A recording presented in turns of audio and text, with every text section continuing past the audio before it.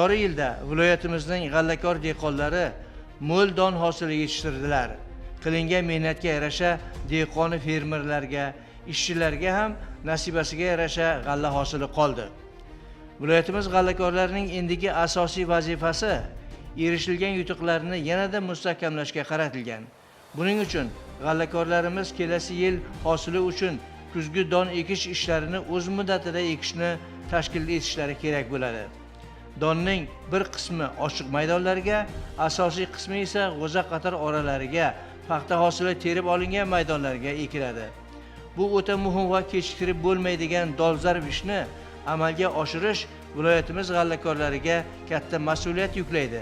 Mo'l don hosili yetishtirish uchun nimalarga ahamiyat qaratish lozim? Unib chiqqan g'alla maysalarini parvarishini qanday olib borish kerak? Shu xususda ko'p yillik tajribaga ega bo'lgan mirishkor dehqonlar, olimlar, mutaxassislar o'z maslahatlarini berishdi. Endi oxirgi yillarda Qashqadaryoda katta islohotlar olib borilyapti. Hamma sohada ketma-ket muvaffaqiyatlarga erilish yili bo'lyapti desam xato qilmayman. Hozirgi kunda dehqonlarimiz, qashqadaryolik g'allakorlar sara urug'larini ekib, mana shu ochiq maydonda to'liq ekib bo'lib, 5 ming atrofidagi g'o'za orasiga ekish ishlarini amalga oshirilyapti. Yuqori hosil olishning omillari bir 5-6 ta omillarga, faktorlarga alohida e'tibor qaratish kerak. Eng birinchi omil yuqori hosil olishning omili u ekish muddatlari degan bo'lardi men mutaxassis sifatida. O'zimning ko'p yillik tajribamda shuni ko'ryapmanki, qancha erta ekilsa, hosildorlik shuncha mo'l bo'ladi. Nima uchun ekish muddatlari alohida rol o'ynaydi desam, men hozir mana bu ekilgan g'allalarni ko'rsatmoqchiman. Mana bu yerda ekish muddatlari deganda juda ham katta masala turibdi-da bu yerda. 100 sentir hosil olish uchun ekish muddati alohida rol o'ynaydi. Birinchidan, mana qarang. Oktyabr oyining boshida ekilgan g'allalar, sentyabrning oxiri, oktyabrning oxirida ekilgan g'allalar o'zi mana qarang hozir, mana tomirning rivojlanishini qarang, tuplashini qarang. Mana bu sentyabrning oxiri, oktyabrning boshlarida ekilgan. Mana ikkinchi g'allamiz oktyabrning 10larida ekilgan g'alla. O'zi g'allani ekkandan keyin 6-7 kunda ko'karib chiqish kerak. To'proqda kechasi salqin bo'lishi, to'proqda temperaturaning tushishi ko'karishni pasaytirib boradi. Oktyabrning boshida ekilgan g'allalarda, masalan 10 kunda ko'karsa, oktyabrning o'rtalarida ekilgan g'allalar 15-20 kungacha borib ketishi mumkin. Oktyabrning oxirida ekilgan g'allalar, noyabrga yaqinlashib qolgan g'allalar mana ko'rib turibsiz. Mana bu g'allalar endi ko'karib chiqyapti, chunki temperatura o'zi to'proqda temperatura pasayapti, tomir rivojlanmay qolyapti. Mana qarang. Agar noyabrda ekilgan g'allalar, noyabrda hozir agar noyabrga o'tib ketsa ekish muddati, bu 1 oyga 40 kunga yetib borishi mumkin. Shuning uchun mana bu tomir sistemasining rivojlanishi hosildorlikning asosiy ekish srogida qarab, keyin tomirning rivojlanishi, tananing maysaning rivojlanishi har xil bu yerda mana ko'rib turibsiz. Mana 1-sentyabr oxirida ekilgan g'allalarning mana tomirini qarang. Tomiri qancha kuchli rivojlangan. Bu yerda yaxshi bo'lgan temperatura, tomir yaxshi rivojlanyapti, tomir pastga ketyapti. Hozir mahsuldor boshoqning shakllanishi hozir boshlanadi. Asosiy masalan bitta dondan bitta boshoq chiqsa 35 ta 40 ta don paydo bo'lishi mumkin. Mana shu kech ekilgan g'allalarda 20-25% ko'chat yo'qolib ketadi, talafot ko'radi. Bundan hosildorligini qarang, hosildorlik 30-35% kamaydi degan gap. Bu ondan 100 sentir hosil kutib bo'lmaydi. Shuning uchun ham men hozir ekish muddatlari alohida rol o'ynaydi hosildorlikda. Endi bizlar ertachi oziqlantirish masalasiga to'xtalmoqchiman. Chunki mana hozir qarayapmiz, ko'p joylarda ayrim fermerlar noto'g'ri agrotexnik tadbirlarini olib boryapti. Fosforni keyin beramiz deb ekish bilan fosfor berilmayapti. Bu judayam noto'g'ri fikr. Chunki g'allani fosfor shunday elementki, fosfor harakat qilmaydi. Bir joyga berilgandan keyin shu joyda qoladi. Hozir fosforsiz ekish hosildorlikni keskin kamaytirib yuboradi. Buni yoddan chiqarmang. Chunki fosfor hamma mana o'simlikda modda almashish prosesslariga qatnashadi. O'simlikning chidamligi, tosh bosishi, mana tosh bosmay qoldi g'alla deydi. Nimaga tosh bosmay qoldi? Fosfor yemagan g'alla tosh bosmaydi. Chunki u har xil kasalliklarga, suvsizliklarga ham chidamsiz bo'lib qoladi. Fosforda agar to'proq ostida fosfor berilsa, bu tuflash darajasi yaxshi bo'ladi. Keyin kaliyni ham ertachi berishni tavsiya qilamiz. Chunki kaliy asosiy sifat degani. Kaliy mana klikavinani oshiradi. O'simlik yotib qolmaydi. Yana men bir narsani tavsiya qilardim, ertachi oziqlantirishda sulfat ammoniyaga alohida e'tibor berish kerak. Mana shu maysa yaxshi tuflay boshlagandan keyin sulfat ammoniya o'g'itini suspenziya berishda, qishlovga kirishda sulfat ammoniya berilsa, sulfat ammoniya o'simlikdan to vegetatsiya davrining oxirigacha yuqori hosil olish, rivojlanishini ta'minlab boradi. Yana sulfat ammoniyaning bitta yaxshi tarafi, sulfat ammoniya o'simlik promoid to'g'ridan to'g'ri o'zlashtiradi, energiya sarf qilmaydi. Shuning uchun mana bu kaliy o'g'itini berishni tavsiya qilaman. Bu kaliy ayniqsa fosforsiz ekish bu jinoyat. Hosildorlikni keskin oshirib bo'lmaydi. Sug'orishga alohida e'tibor qaratish kerak. Agar mana sug'ormasangiz g'allani ekkan bilan sug'ormasangiz u ekdim degan bilan u bo'lmaydi. Sug'orilgandan keyin g'alla o'zining 60% o'zining vazniga nisbatan 60% nomliq tog'andan keyin ko'karib chiqadi. Bizlarning o'n ustimiz mana shu janubiy hududlarda, ayniqsa Qashqadaryo, Surxondaryo, Buxoro, Samarqand viloyatlariga iqlim sharoitlariga mos navlar yaratish bo'yicha ko'p yillik tadqiqotlar o'tkazib kelmoqda. Shular natijasida oldin aytib o'tilgandek 26 ta yumshoq bug'doyning navlari yaratilib, shundan 20 tasiga patentlari olingan. Hozir bu navlarni joylashtirishga keladigan bo'lsak, bu yerda Qashqadaryo viloyatini 3 qismga bo'lishimiz mumkin. Tog' oldi, o'rta hudud va cho'l hududlarga bo'lishi mumkin.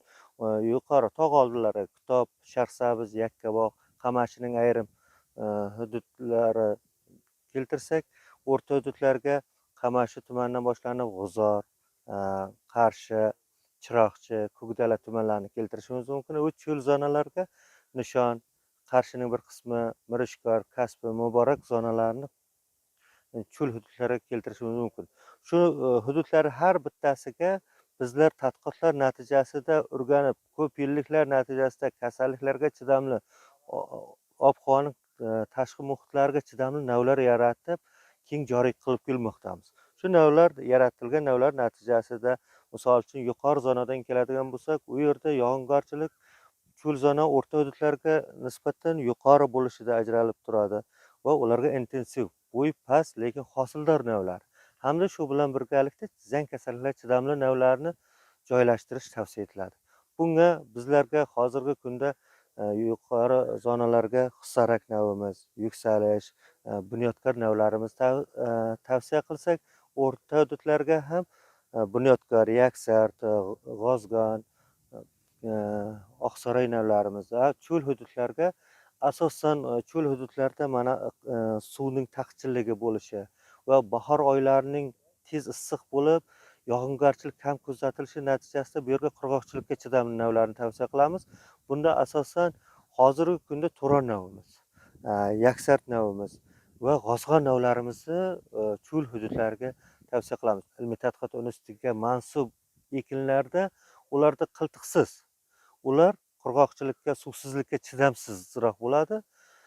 Shuning uchun ularning hosildorlik tushib ketish holatlari kuzatildi va bizning ilmiy tadqiqot institutimizda yaratilgan navlar, mahalliy navlar, aksariyat hammasi qiltiqli navlar. Qiltiqli navlar qiltiqsiz navlarga qaraganda suvsizlikka chidamliroq bo'ladi. G'allada tufson qalinligi muhim rol o'ynaydi. Bu 200-250 kilogramm norma ekish normasi belgilangan. Bu har bittasi standart mos aniqlangan. Shunda 40 grammdan olsa 500 dan 650 gacha ko'chat soni olish imkoniyati bor. Ko'chat soni ko'p bo'lsa, boshoq olinadi, boshoqda donlar ko'p bo'ladi. Mana shu hosildorlikka juda muhim ahamiyat beriladi. Bu ko'chat soni olishga nima bog'liq? Muddatlari juda muhim. Albatta mana Krasnodar navlariga mansub ekinlar, ular to'liq kuzgi bug'doy navlariga kiradi.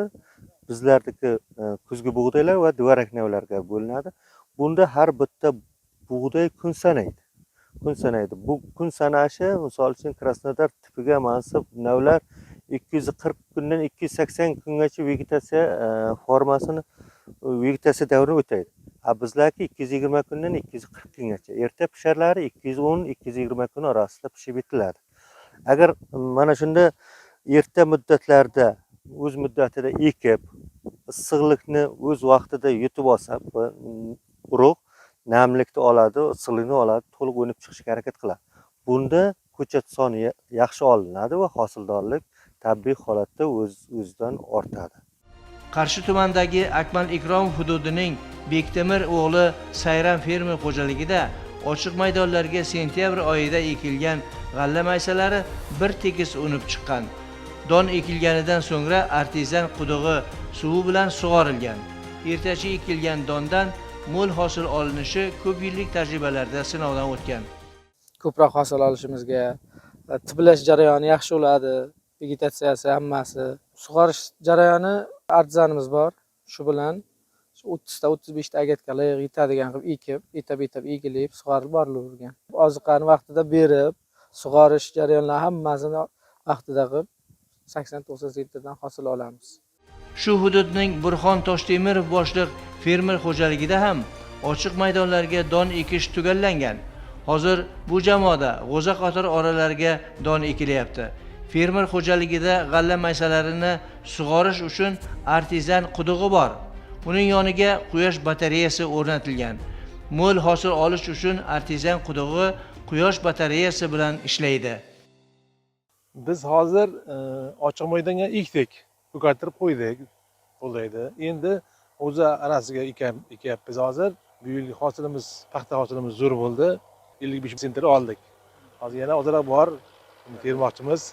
G'allani ekib, ko'kartirib mana shu ichar ekamiz hozir.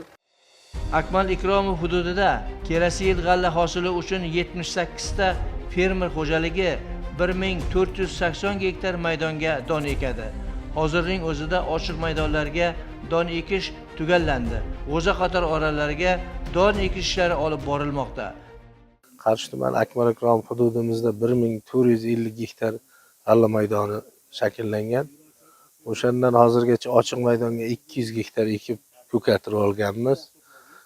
Undan keyingi holat g'o'za orasiga qo'yilgan. G'o'za oralarini ham paxta mashina tergan joylarda anosiga qarab etab ekib borilyapti g'alla maydoni. 78 ta fermer xo'jaligimiz tashkil qilingan.